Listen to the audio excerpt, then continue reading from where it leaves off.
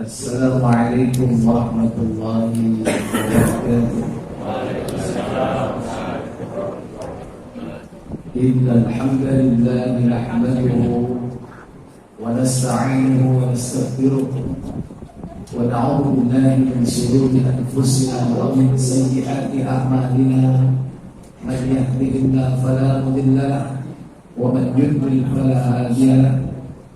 وأشهد أن لا إله إلا الله وحده لا شريك له وأشهد أن محمدا عبده ورسوله. اللهم صل وسلم وبارك على محمد صلى الله عليه وعلى آله وأصحابه ومن تبعهم بإحسان إلى يوم الدين. أما بعد.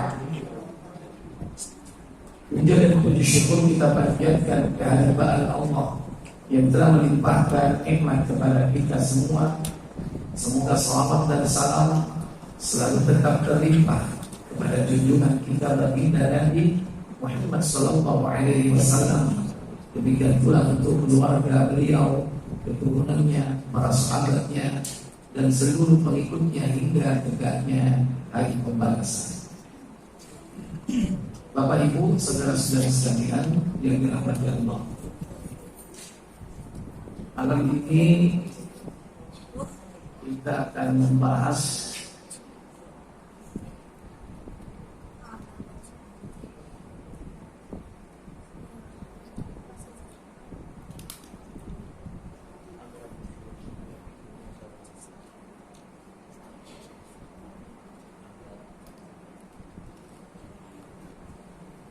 apa judulnya?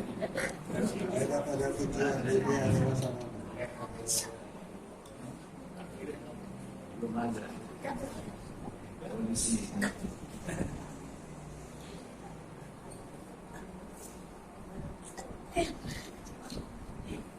Akhirat adalah tujuan, dunia adalah sahabat.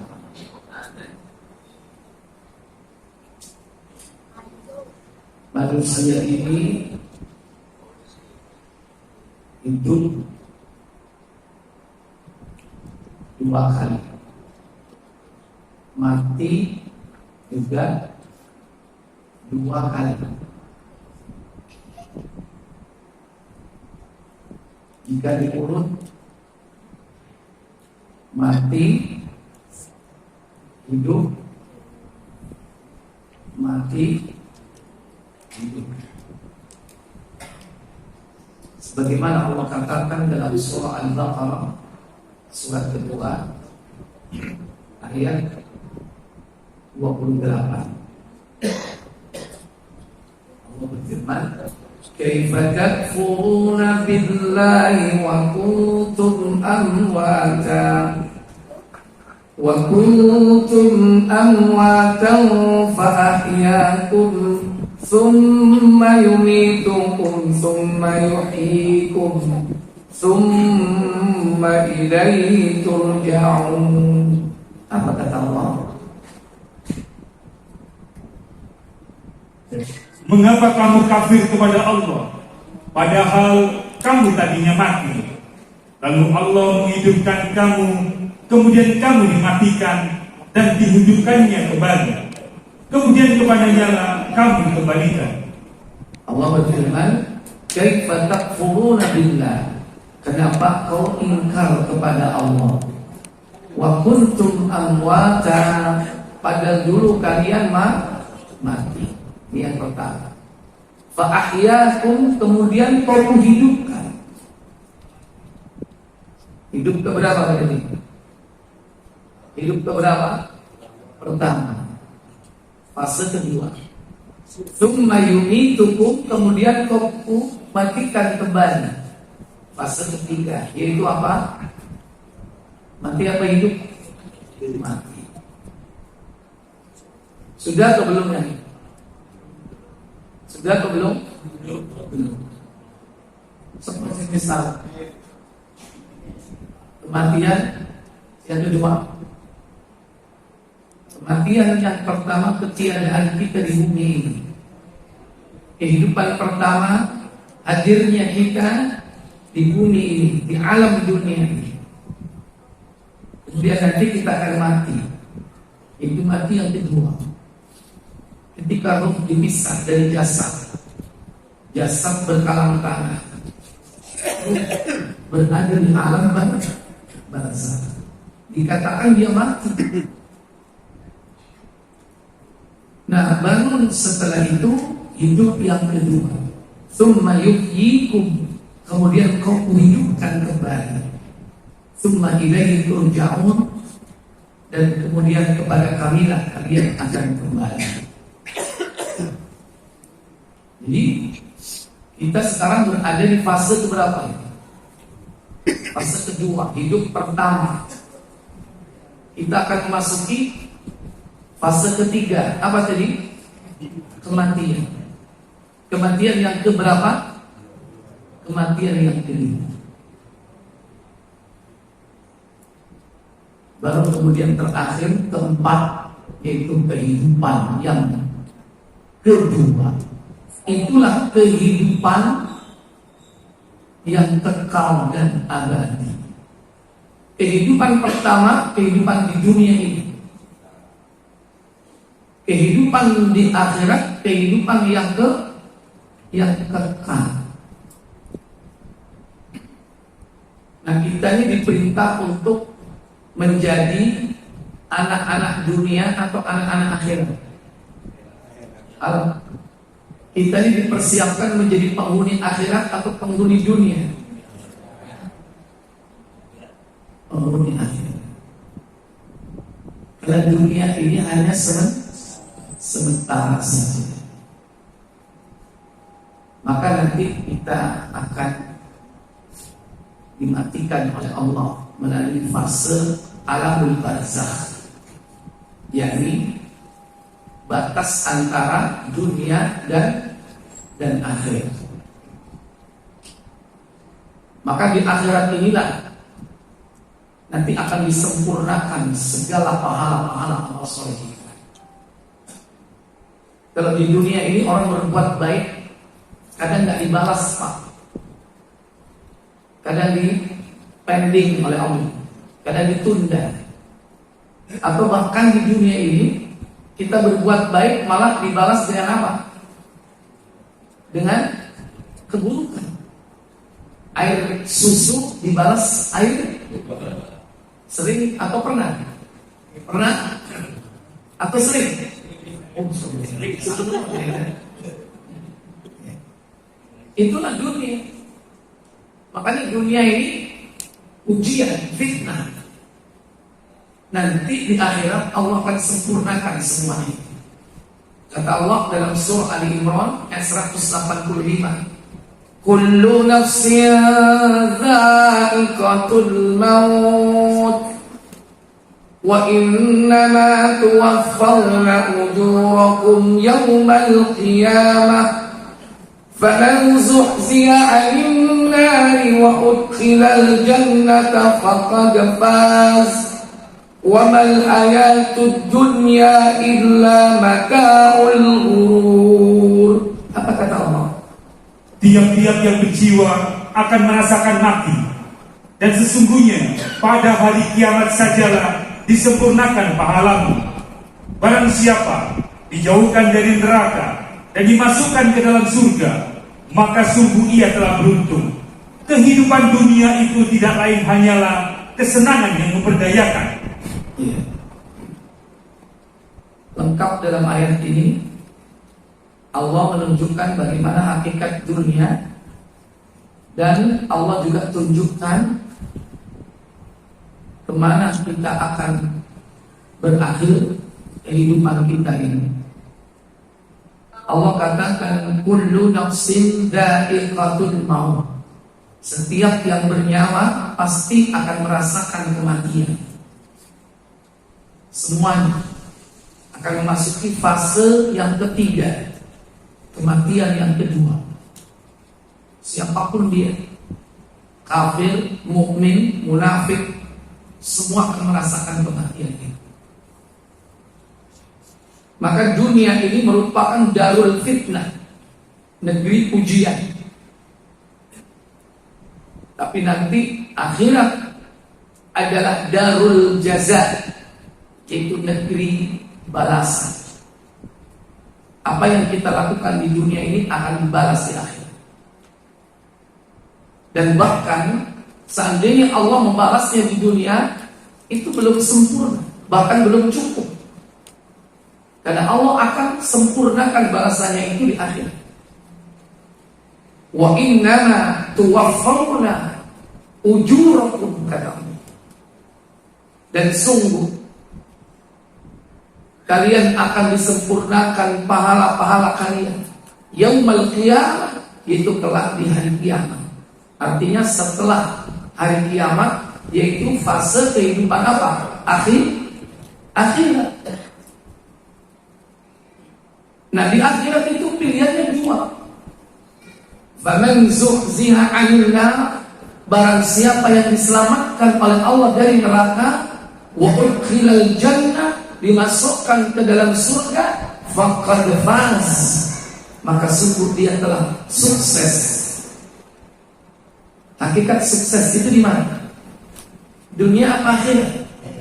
Akhirat. Suksesnya kaya apa nang dunia, tapi nikmati su'ul khotimah, sukses apa tidak?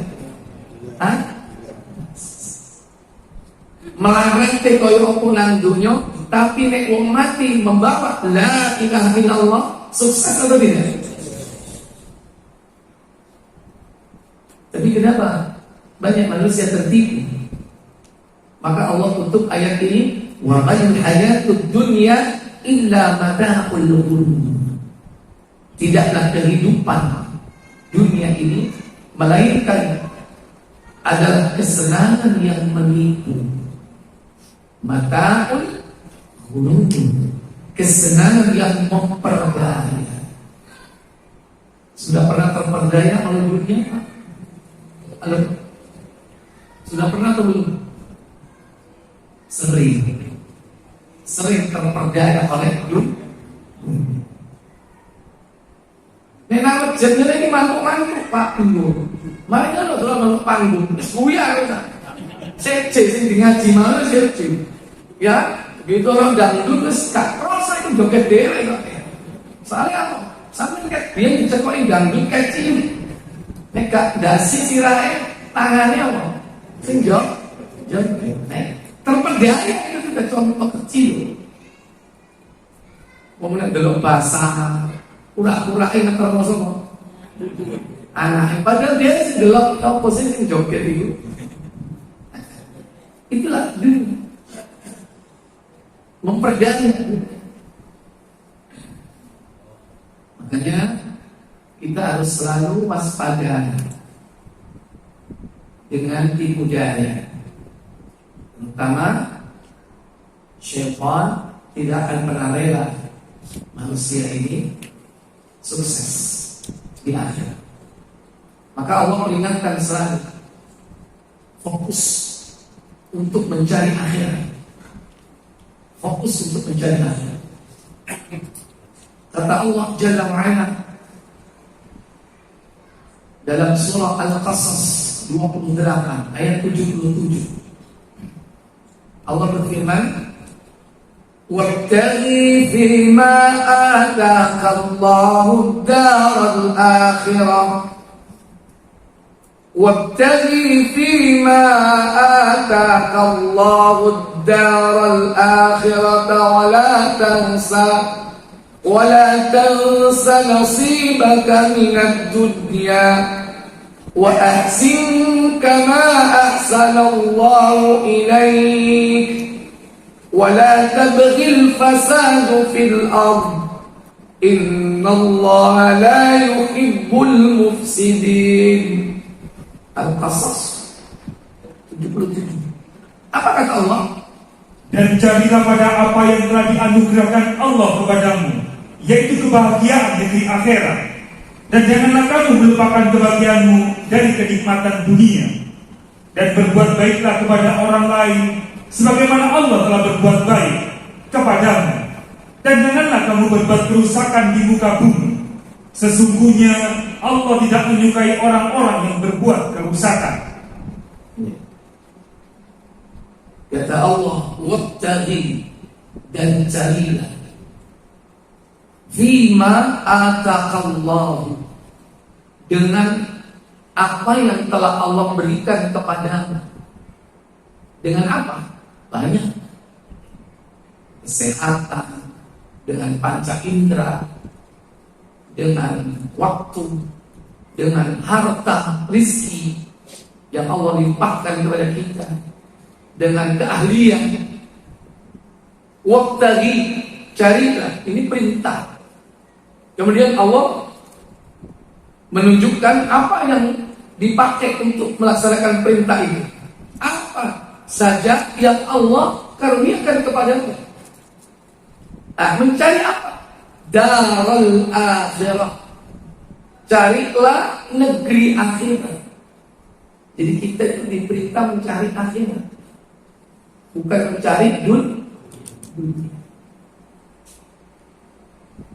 Adapun urusan dunia ini sudah ditetapkan oleh Allah Jalla wa'ala. Ketika janin usia 4 bulan, Allah sudah menetapkan ajal, juga termasuk rizki, juga termasuk amalnya.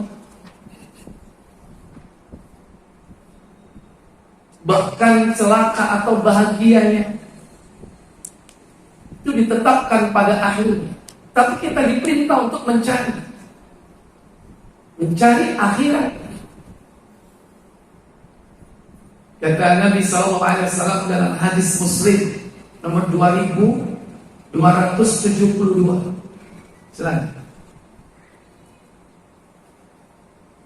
Dari Abdullah radhiyallahu an, ia berkata, Rasulullah SAW yang mutlak benar menceritakan kepada kami, sesungguhnya proses penciptaan seseorang setelah berada dalam perut ibunya selama 40 hari, kemudian dia menjadi alaqah, yaitu segumpal darah selama 40 hari, kemudian menjadi mudghah, yaitu segumpal daging selama 40 hari. 40 hari masih berupa nutfah. Nutfah itu mani, bahasa Arabnya sama. Nutfah bahasa Arab, mani juga bahasa Arab. Kalaupun bertemu dia jadi zigot, dia belum menjadi apa? 40 hari kedua, yaitu alaqah, segumpal darah. 40 hari ketiga mudghah. Mudghah itu segumpal daging. Baru kemudian nanti berikutnya daging itu dijadikan tulang. Kemudian tulang dibungkus daging lagi. Itu ada di dalam surah Al-Mu'min. Cuma dalam hadis ini cuma 3. Nutfah, alaqah, mudghah. 40 3 kali 120 berapa bulan? 4 sama 3. 4 bulan. Apa yang terjadi? Summa yursalu ilaihi al-malak fayanfukhu fihi ar-ruh. Apa kata Nabi? Kemudian diutus malaikat meniupkan ruh atau jiwa kepadanya. Kemudian diperintahkan kepada malaikat menuliskan 4 ketetapan. Apa saja? Yaitu mengenai rizki. Rizki. 2. Ajalu. 3. Amalnya. Wa amalu. Dan celaka atau bahagia. Saqiyun am sa'idun. Sudah ditetapkan. Kalau ada orang yang mengatakan, itu jodohnya mesti tetap sejak dalam kandungan. Ono dalilnya nggak? Halo? Nggak ada. Secara spesifik, secara letterlock nggak ada. Tapi jodoh anak itu masuk kategori yang mana dari 4 tadi itu? Halo? Rizki. Jodoh itu rizki. Makanya kadang orang rizkinya duwe akeh tapi durung rapi. Ono enggak? Beli wonge. Kadang kalau anaknya akeh tapi malah marah. Mari jangan nggak sampai. Jadi rizki kadang harta, kadang anak, kadang istri. Gak duwe akeh, bojone gak duwe duit, bojone akeh, ana enggak? Mau diomongin. Betul. Jadi macam-macam hidup itu. Rizki masuk kategori rizki. Anak, jodoh, harta, kekayaan, rizki. Bahkan kesehatan itu rizki. Bahkan ilmu itu rizki. Pemahaman ilmu itu rizki. Dan dia duit tapi ngaji, akhirnya paham ilmu. Makanya kita berdoa, Rabbi zidni ilma. Tambahkan ilmuku apa? Warzuqni apa? Urzuk itu apa? Rizki. Warzuqni apa? Berilah, tambahlah rizki apa? Rizki pemahaman. Pemahaman itu rizki. Warzuqni, beri aku rizki pemahaman. Ngaji bolak-balik belum paham, baru pertemuan ke-10 baru paham. Itu tiba yo, paham. Itu rizki. Makanya jangan putus ngaji. Karena bisa jadi sekarang gak dikasih, sama Allah nanti dikasih. Jadi itu rizki. Dia besok ngaji, saya sok ngaji, rizki gak ya? Iya, dia kan sibuk. Duitnya si akeh turun pensiun. Begitu pensiun kan banyak waktu. Duitnya titik gak? Nah, mulai belajar ngaji. Nah, pintar ngaji saya. Itu rizki. Jangan dianggap rizki itu hanya fulus. Kalau hanya fulus pemahamannya apa? Laisal fulus min alamatil mangkus. Kalau pemahamannya rizki hanya fulus, mereka duit-duit mangkus. Padahal masih banyak yang bisa menjadikan hidup itu bahagia. Tidak harus harta, tidak harus duit. Jadi kita diperintah mencari akhirat dengan sarana dunia. Wabtaghi fima ataqallah. Carilah darul akhirah dengan apa yang telah Allah karuniakan kepadamu berupa sarana hidup ini. Baru kemudian Allah tetap sampaikan wala tansa nasibaka minad dunya, dan janganlah kau lupakan nasibmu di dunia. Kalau yang ini Pak, saya yakin Pak, gak usah dikongkon, gak usah diperintah. Semua orang itu secara naluriah pasti tidak akan melupakan nasibnya di dunia. Gak ada. Ada gak orang yang lupa nasibnya di dunia? Halo? Ada gak orang yang lapar, lupa gak makan-makan sampai mati? Ada gak? Gak ada Pak. Itu contoh kecil. Orang kalau lapar pasti cari makan. Orang kalau haus pasti cari apa? Minum. Meskipun dia orang gila, akalnya gak waras. Orang gila itu meskipun gak punya apa-apa Pak, dia makan. Kenapa? Karena dia lapar, dia cari makan.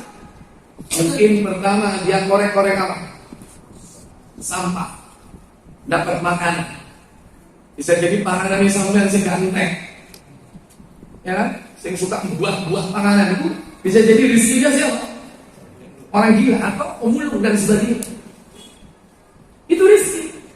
Orang gila itu pasti dia cari makanan kalau dia lapar. Kalau nggak di tempat sampah apa? Dia berdiri di warung menenang. Untuk orang-orang sing duwe warung agak disini. Iki lha opo gendeng nang kene. Wis tak bungkus masak kuai. Setelah dikasih nasi, pergi gak? Pergi. Karena dia nggak pengen customer yang mau makan di situ risih melihat orang gila. Wes, dan cek, tolong, minggat, tuh, kuai mana? Itu cara orang untuk memenuhi kebutuhan hidupnya.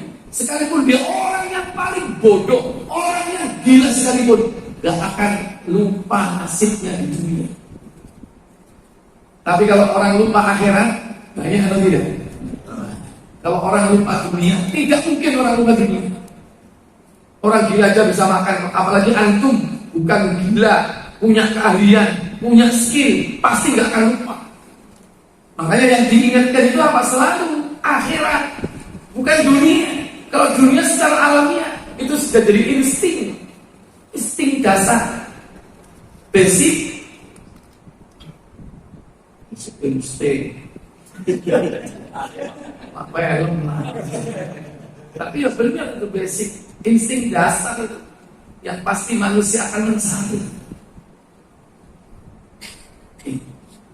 Kemudian kata Allah Jalla wa'ala, agar itu dapat ditunaikan dengan baik, Allah perintahkan untuk selama hidup di dunia ini berbuat baik, berbuat ihsan.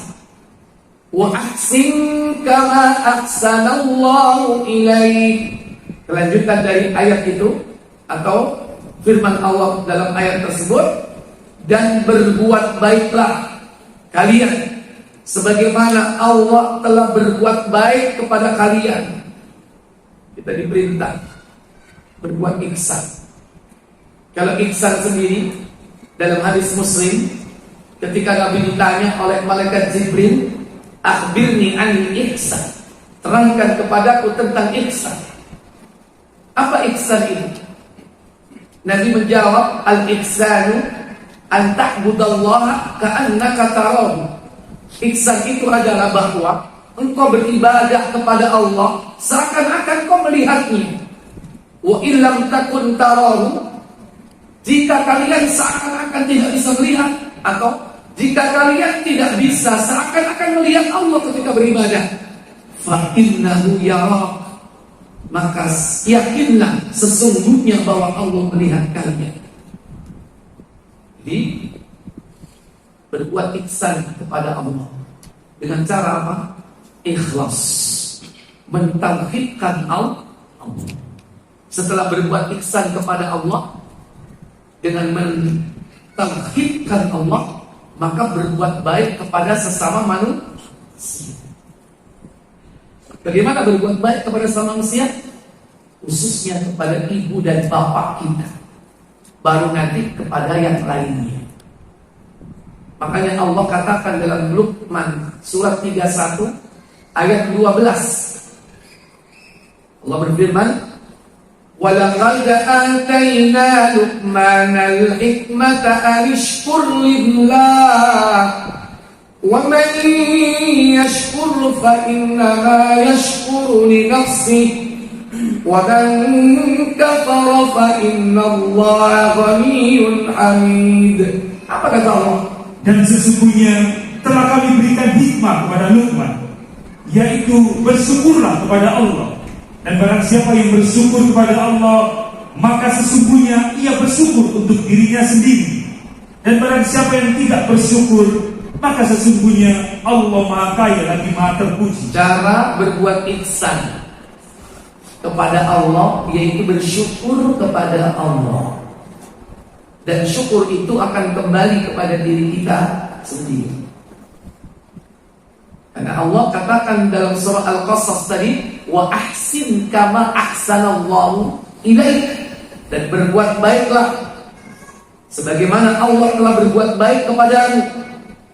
Sekalipun Allah perintahkan kita berbuat baik bukan untuk kepada Allah, bukan, tapi untuk kepentingan diri kita sendiri. Siapa yang bersyukur, maka akan kembali kepada dirinya sendiri. Itu cara berbuat baik kepada Allah, mensyukuri nikmatnya dengan cara bagaimana? Mentauhidkan Allah, tidak berbuat syirik. Maka dalam ayat berikutnya, surat yang sama, ayat 13, walaqad wa il qala luqmanu libni wa huwa ya'iduhu ya bunayya la tusyrik billah inna syirka la zulmun azim. Apa kata Allah? Dan ingatlah ketika Luqman berkata kepada anaknya, kapan? Di waktu ia memberi pelajaran kepadanya. Apa isinya? Ayo anakku, ya bunayya, janganlah kamu mempersekutukan Allah. La tusyrik billah. Sesungguhnya mempersekutukan Allah adalah benar-benar kezaliman yang besar. Inna syirka la zulmun azim. Sesungguhnya kesyirikan itu merupakan kezaliman yang besar. Tauhidkan Allah, jangan berbuat syirik. Kemudian baru berbuat ihsan kepada siapa? Manusia. Terus sama siapa yang pertama? Ibu bapak. Wa wassayna al-insana biwalidayhi hamalathu ummuhu wahnan ala wahn wa fisaluhu fi 'amayn an ishkur li wa liwalidayka ilayya al-masir. Apa kata Allah? Dan kami perintahkan kepada manusia, yaitu berbuat baik kepada dua orang ibu bapaknya. Ibunya telah mengandungnya dalam keadaan lemah yang bertambah-tambah dan menyapihnya dalam 2 tahun. Bersyukurlah kepadaku dan kepada dua orang ibu bapakmu. Hanya kepada pula engkau kembali. Anishkurli, kata Allah, bersyukurlah kalian kepada aku. Bagaimana? Mentauhidkan Allah, tidak berbuat syirik. Itu cara bersyukur kepada Allah. Waliwalidayka, dan juga bersyukur kepada kedua orang tua. Itu caranya berbuat ihsan kepada manusia. Hanya kepada kamilah kalian akan kembali. Maka kita diperintah oleh Allah berbuat baik dalam kehidupan dunia ini. Nanti turunannya banyak. Setelah dari orang tua, karib kerabat, anak yatim, orang-orang miskin. Itu nanti dikoneksi dengan Al-Baqarah 177. Yaitu apa? Al-birru, kebajikan itu, yakni wa atal mala ala hubbihi dawil qurba, memberikan sesuatu yang dicintainya kepada orang-orang dekatnya, ibu, bapaknya, istri, anak-anaknya, kemudian karib kerabatnya, wal yatama, anak yatim, wal masakin, orang-orang miskin, wabnis sabil, orang yang dalam perjalanan, wa fir riqab, dan orang untuk membebaskan hamba sahaya. Itu turunannya banyak kan. Kemudian kembali kepada Al-Qasas. Allah katakan pada statement berikutnya, wala tabghil fasadu fil ardh, jangan kau buat kerusakan di muka bumi ini. Jangan buat kerusakan. Saya tanya, apa kerusakan di muka bumi ini? Contohnya apa?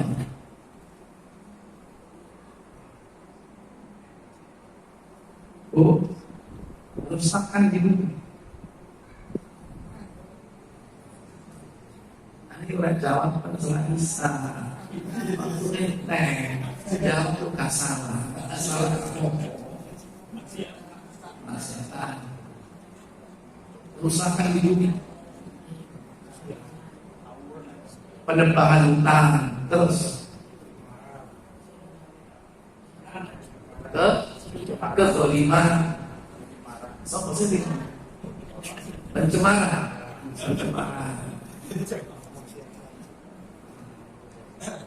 Jadi kerusakan itu ada tingkatannya.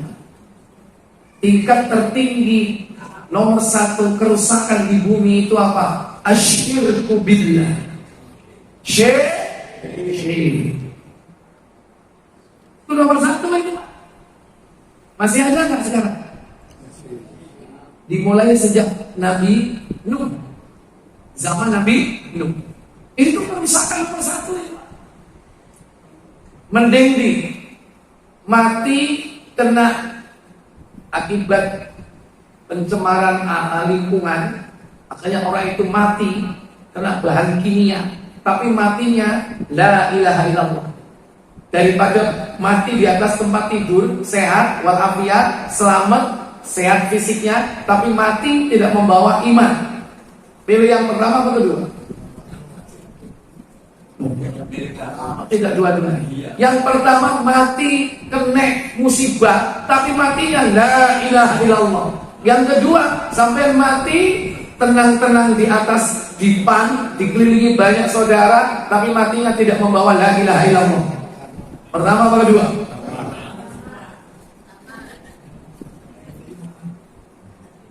Apa jadi ini? Kak loro-loro ini. Jadi apa apapun kondisi kematian kita, yang penting bawa iman.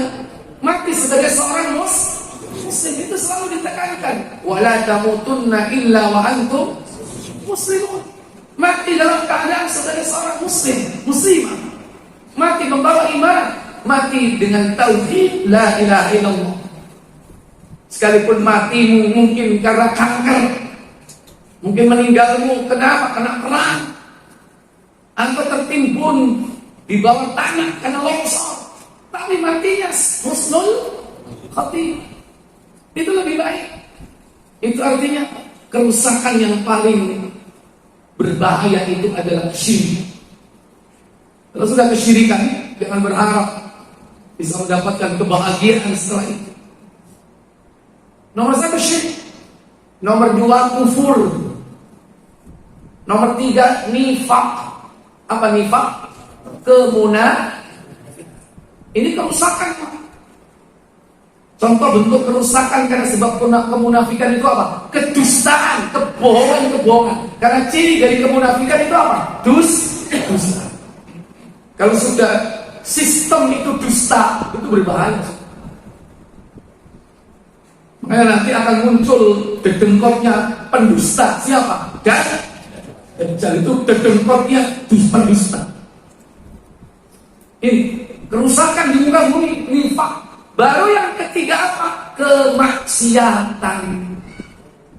Nomor berapa ya? Oh, bukan. Nomor 5 kemaksiatan. Nomor 4 apa? Bid'ah. Apa bid'ah itu? Amalan-amalan yang dianggap ibadah tapi tidak ada contoh dari Nabi. Kerusakannya itu, kerusakan di muka bumi itu lebih disenangi oleh iblis. Perbuatan bid'ah itu. Karena susah tobatnya. Karena dia merasa beribadah sebaik-baiknya, padahal gak ada tuntunan. Orang yang berbuat maksiat itu tingkat kelima kerusakannya. Orang yang minum khamr, judi, sobodoli, pengen tobat gak? Halo? Sampai gak sobodoli?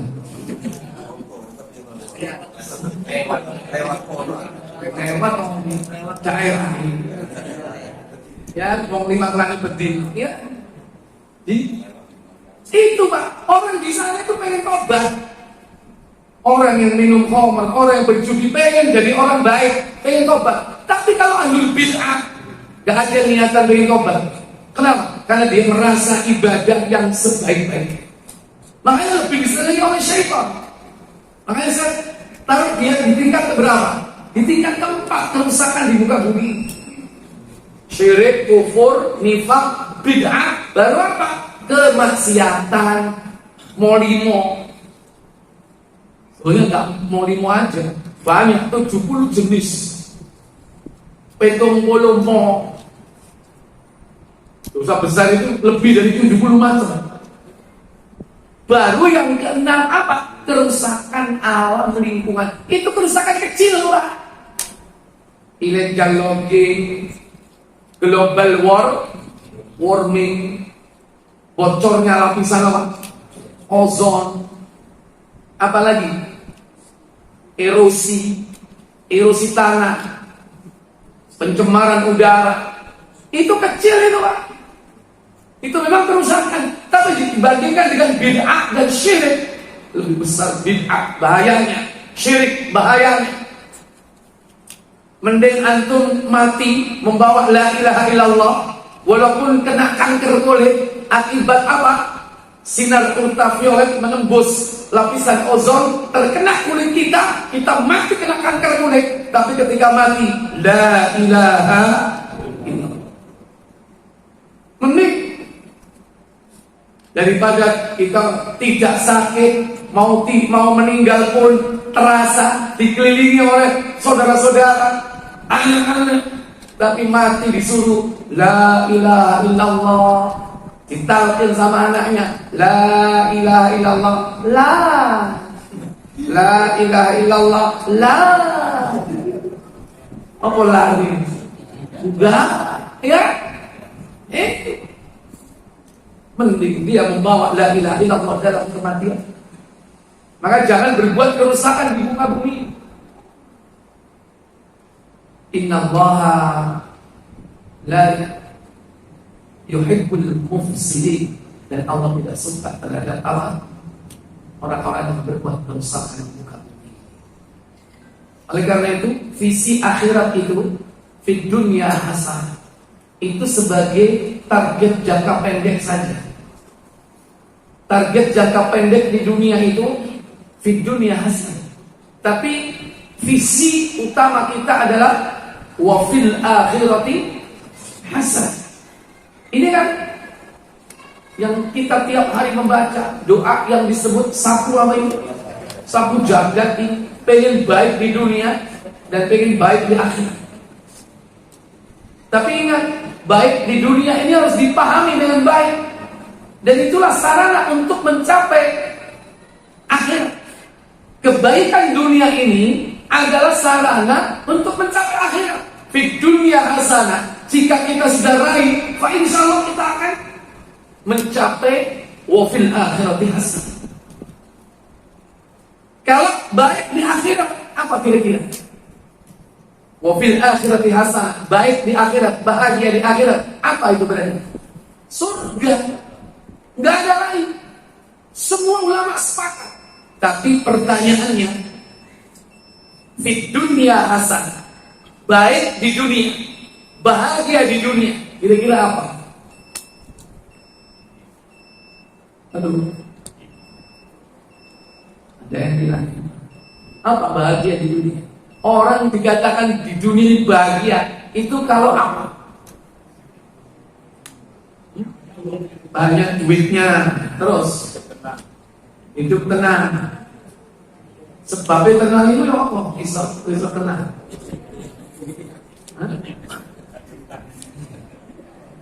Ambil utang itu unsur-unsur ketenangan. Tapi bahagia dunia itu harus dipahami konsepnya, supaya orang jangan sampai gagal paham apa makna hakiki tentang bahagia dunia. Buka Tirmizi nomor 3488. Apa kata Imam Al-Hasan Al-Basri tentang fid dunya hasan? Silakan. Dari Al-Hasan tentang firman Allah, yaitu wahai Rabb kami, berikanlah kepada kami kebaikan di dunia dan kebaikan di akhirat. Hasan berkata, kebaikan di dunia adalah ilmu dan ibadah. Perhatikan ini. Fid dunya hasanah, bahagia di dunia itu dua, al-ilmu wal ibadah. Ilmu dan ibadah. Orang kalau sudah punya ilmu, Pak, dia bahagia. Orang kalau sudah ibadah, dia akan bahagia. Itu soge dunya bro duwe pangkat kedudukan. Bukan, Pak, ternyata bahagia dunia itu bukan itu. Nabi itu yang kaya itu banyak apa sedikit? Sedikit. Bisa dihitung. Nabi Sulaiman, Nabi Sulaiman, sing bapaknya dadi raja pisan kok Daud, Nabi Yusuf. Nabi-nabi rata-rata itu, Pak, mereka itu sedikit harta, miskin harta. Tapi jangan tanya tentang ilmu. Nabi itu budaknya ilmu. Jangan tanya tentang ibadah. Semua ilmu yang diketahui diamalkan dalam bentuk ibadah. Itu, Pak, bahagia dunia. Makanya kita jangan tertipu nyari kebahagiaan, tapi nggak pernah menuntut ilmu. Orang kafir itu bahagia. Orang kafir, kalau lihat konsep ini, bahagia itu ilmu dan ibadah. Orang kafir itu bahagia mana? Orang kafir itu tidak bahagia, tapi apa? Senang. Beda loh senang dengan bahagia. Senang, masih bisa tertawa, cekikian, cekakaan, guyu, ya. senang hidup di dunia ini, tapi belum tentu dia bahagia. Kenapa? Karena nggak punya konsep. Menurut Allah dan Rasulnya, orang kalau pengen bahagia itu iman dan amal saleh. Wujudnya di sini menurut Imam Hasan apa? Ilmu dan ibadah. Bukankah itu ibadah adalah amal saleh? Bukankah iman dan ilmu itu berbanding lurus? Dalam kitabnya salah satu usul, Syekh Muhammad bin Abdul Wahab At-Tamimi menjelaskan tentang korelasi antara iman dan ilmu. Dua ini berhubungan erat. Sudah ada, baik, silakan ada dulu.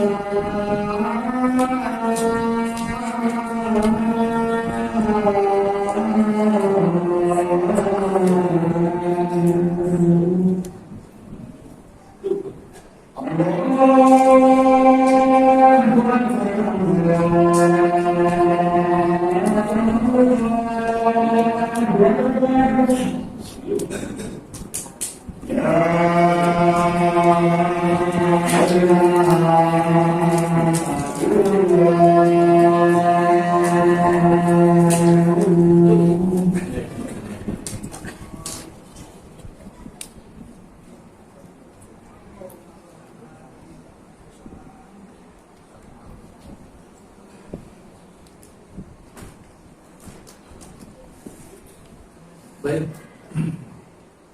Bapak Ibu saudara sekalian yang dirahmati, ada visi jangka panjang kebahagiaan akhirat, yaitu surga. Ada target jangka pendek, yaitu bahagia dunia. Tapi pahami bahwa bahagia dunia itu bersumber dari dua. Apa tadi? Al-ilmu wal-ibadah. Al-ilmu, apa yang dimaksud dengan ilmu? Ilmu di sini adalah ilmu syar'i. Ilmu syar'i. Ilmu syar'i. Bukan ilmu-ilmu yang lain. Kata Syekh Muhammad bin Abdul Wahab dalam kitabnya salah satu usul, al-ilmu, ilmu itu adalah ma'rifatullah wa ma'rifatu nabiyyi wa ma'rifatu dinil Islam bil adillah. Yang dimaksud dengan ilmu itu adalah mengenal Allah, mengenal Rasulnya, dan mengenal agama dengan dalil-dalil. Mengenal Allah, Rasul, agama, semua itu dikenal dengan dalil, bukan melalui zon, prasangka, bukan hasil kontemplasi, bukan hasil akal pikiran, apalagi hawa nafsu. Tapi dasarnya qala Allah, firman Allah, wa qala Rasulullah, sabda Rasulullah. Itu dasarnya, sumbernya. Dan ilmu inilah Bapak Ibu yang akan ditanya oleh malaikat Munkar Nakir. Ilmu yang kita pelajari selama ini di bangku sekolah bisa jadi banyak yang tidak akan pernah ditanyakan Munkar Nakir. Tidak akan ditanya, kecuali tentang Allah, Rasul, agama. Orang kalau mencari ilmu, dia akan bahagia. Kalau dia hadir di majelis-majelis ilmu, dia pengen mendapatkan ilmu syar'i, Allah akan turunkan sakinah, Allah turunkan ketenangan jiwa. Dia akan bahagia. Nah, setelah berilmu harus diapakan? Diamalkan. Amalnya apa bentuknya? Ibadah. Ibadah. Para ulama membagi dua, ibadah mahdhah, ghairu mahdhah. Ibadah khusus dan umum. Kalau khusus itu diatur secara spesifik, secara rinci, syarat-syaratnya, rukunnya, yang membatalkannya, seperti sholat, puasa, haji, umrah, itu mahdhah, ibadah khusus. Tapi ibadah secara umum, kata para ulama, ismun jamid, yakni suatu istilah yang mencakup apa? Ma yuhibbuhullahu wa yardahu. Apa saja yang dicintai Allah dan diridhoi oleh Allah min aqwali wal af'al, dari perkataan ataupun perbuatan, al-batinah wal zahirah, atau al-zahirah wal batinah, yang tampak ataupun tidak tampak, yang zahir maupun yang batin. Di semua 24 jam bisa belilah ibadah. Tapi harus tahu konsepnya. Sesuatu itu bisa disebut ibadah minimal memenuhi dua perkara. Apa itu? Yaitu dia lakukan itu atas dasar perintah. Perintah Allah.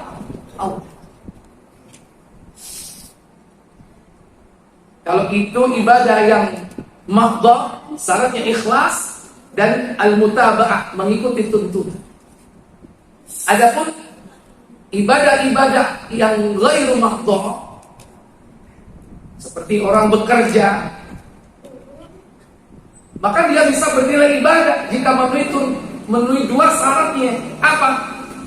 Ada perintahnya dan dalam rangka, yakni untuk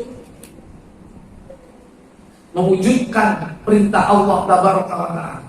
Sebagaimana dalam surah Al-Jumu'ah, surat 62.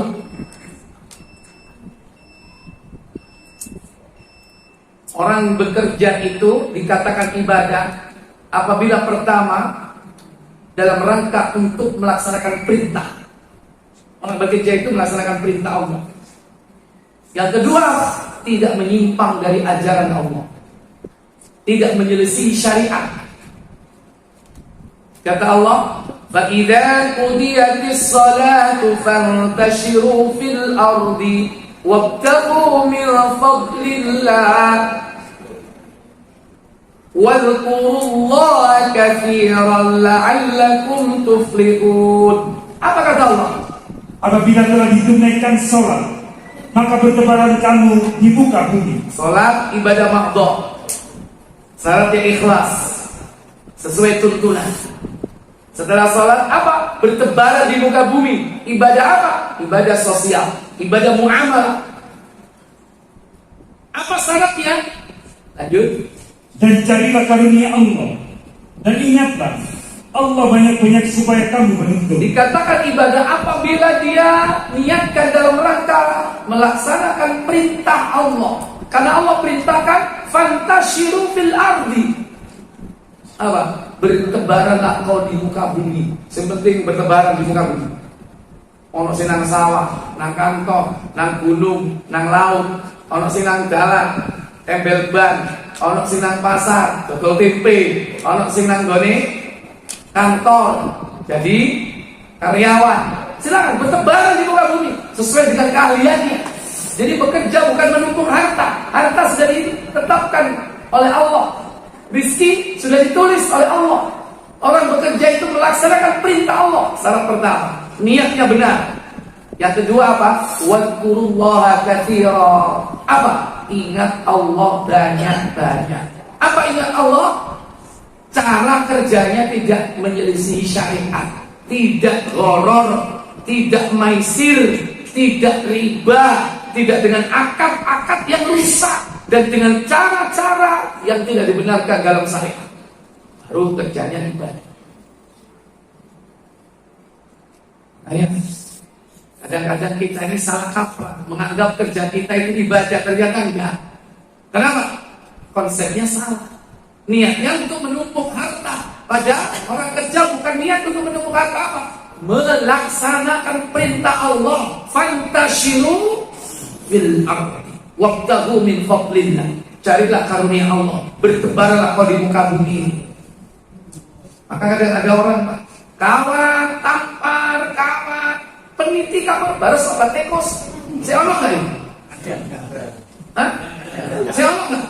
Iku mau bandingno mbek toko-toko sing gede, untungnya apa? Untungnya wong iku ya apa kira-kira? Sampeyan akan menganggap remeh, kantong sampah gitu. Tapi orang seperti itu di mata Allah lebih mulia. Kenapa? Karena dia ngerti perintah Allah bertebaran di muka bumi. Orang seperti itu gak selintat-selintut, gak hati nyolong-nyolong timbangan, ngurang-ngurangi takaran. Daripada yang desain dengan sistem yang hebat, kadang-kadang masih maisir, gharar, riba. Maka jangan kau katakan kau ibadah jika kalian bekerja di tempat riba. Jangan mimpi kerjamu itu ibadah. Kenapa tidak memisah? Pertama, mungkin niatnya udah benar, tapi yang kedua, tidak apa? Tidak sesuai dengan apa yang disyariatkan oleh Allah. Justru menyelisihinya. Oleh karena itu, kita diperintahkan untuk meluangkan waktu, mempersiapkan kehidupan akhirat, menuntut ilmu dan meluangkan untuk ibadah. Kata Nabi, buka Tirmizi nomor 2466. 246.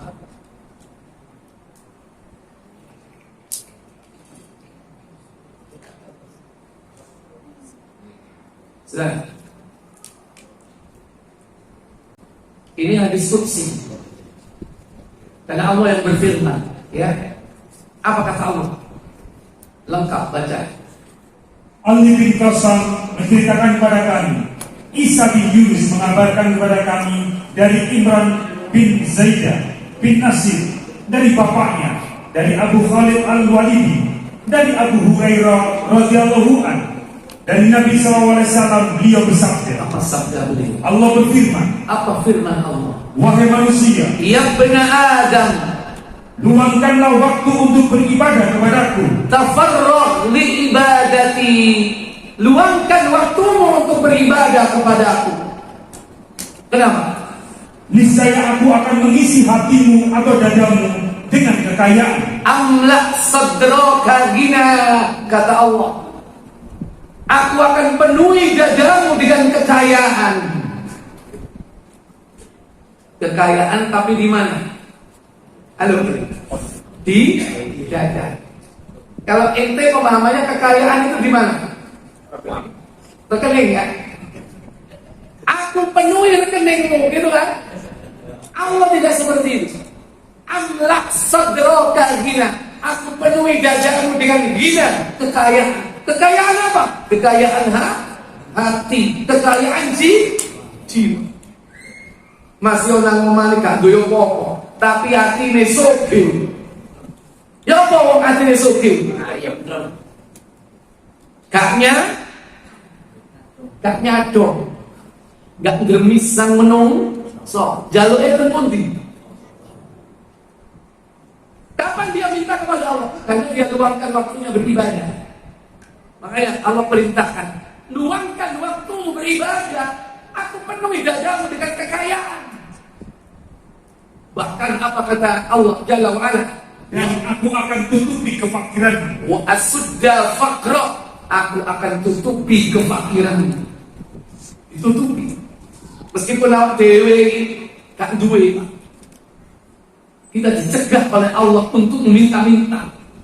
Atau ditutup kebutuhan kita. Ono ae Dino iki gak masa ibadah menuntut ilmu nang pengajian. Tibake mari ngaji, mangan. Halo. Ono gak kaya ngono? Sering gak? Sampeyan seneng gak? Rumah nang nih. Siap no nek. Sing niatno Allah untuk takmir. Takmir Allah mudahkan. Allah lembutkan hatinya, ya? Begitu. Sebaliknya, apa kata Nabi? Kata Allah, jika kamu tidak beribadah, maka aku akan memenuhi kedua tanganmu dengan kesibukan. Wa illa, jika kau tidak penuhi, luangkan waktumu untuk beribadah, apa? Malaktu yadaika sugla. Aku akan penuhi tanganmu, kedua tanganmu dengan kesibukan. Wong nek gak luangkan waktu ibadah, ono ae kesibukan ini dan gak kelar-kelar. Sing urusan anak, sing urusan bojo, sing urusan wong tuwa, sing urusan mertua, sing urusan macem-macem gak kelar-kelar. Ngurus apa kok gak kelar-kelar? Atau kesibukan apa? Bisnis gak pernah berhenti. Pengen dia berhenti, susah, gak punya waktu. Tidak punya waktu untuk keluarga, tidak punya waktu untuk anak, tidak punya waktu untuk istri. Dibuat dia sibuk, bahkan tidak punya waktu untuk sholat akhirnya. Sholatnya kepontal-pontal. Kenapa? Gara-gara dia tidak luangkan waktunya untuk ibadah kepada Allah. Justru dia diberi apa oleh Allah? Kesibukan yang tidak pernah habis. Dan bahkan apa kata Allah? Dan tidak aku tutupi kefakiranmu. Walam asudda faqrak. Dan aku tidak akan tutupi kefakiranmu. Masih dunia nih akeh, saya tetap kurang masuk waktu dua iku, saya kurang itu tandanya Allah tidak tutupi kefakiranmu. Maka kuncinya apa? Luangkan waktu ibadah. Dan itulah kebahagiaan. Bagaimana meluangkan waktu ibadah? Nek wis diceluk iku ndak ngorong. Nek wis adzan iku seluruh aktivitas dihentikan. Nyambut gawe mandek, komputer shutdown, toko tutup. Segera ke masjid, luangkan waktu. Jangan bikin alasan. Lu waktu yang untuk waktu ae sholat. Kan waktunya saya dowo. Ya, alasannya sibuk, tanggung, makan dan sebagainya. Itu alasan yang jangan-jangan nanti justru kita dibuat sibuk oleh Allah Tabaraka wa Ta'ala yang akhirnya kita menjadi binasa. Ini mungkin pelajaran yang bisa kita renungkan bersama-sama Bapak Ibu agar dalam kehidupan kita ini menjadikan akhirat sebagai tujuan hidup kita dan kebahagiaan dunia itu tidaklah kita raih kecuali dengan konsep ilmu dan ibadah kepada Allah Tabaraka wa Ta'ala. Semoga kelak kita diberikan nikmat di akhir hidup kita di dunia ini dengan husnul khatimah. Baik, sementara tidak ada pertanyaan karena sudah terlalu lama.